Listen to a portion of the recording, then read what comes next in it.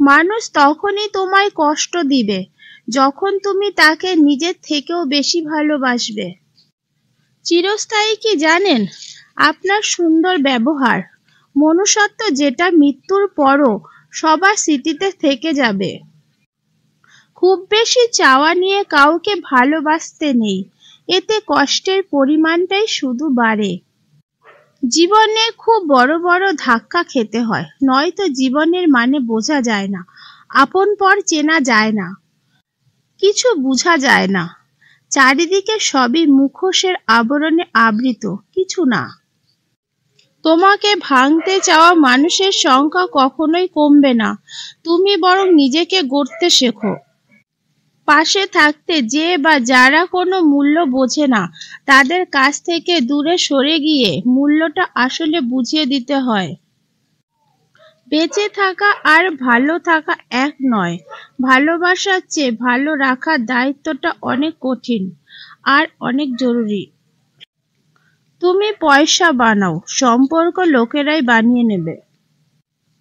কখনো এমন কাউকে ঠকাতে যেও না যার পুরোটা জুড়ে তোমার অস্তিত্ব।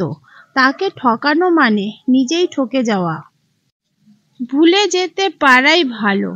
যে মানুষ কোনো কিছু ভুলতে পারে না, সে শেষ পর্যন্ত পাগল হয়ে যায়।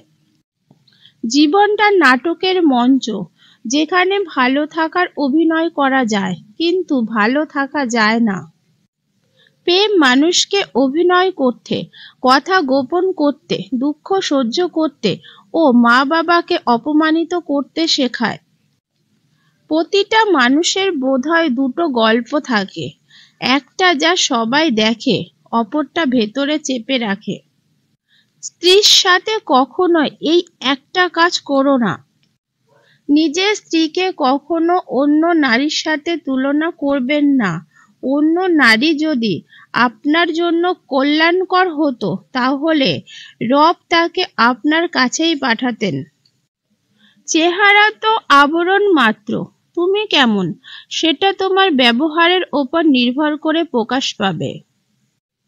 প্রিয় মানুষটা যখন অন্য কারো সাথে কথা বলবে, তখন তোমার ভীষণ কষ্ট হবে, হারানোর ভয়ে অনেক সময় কেঁদেও দিবে। মানুষটা যখন রাগ করে তোমার সাথে কথা বলা বন্ধ করে দিবে, তখন তোমার অসহ্য যন্ত্রণা হবে।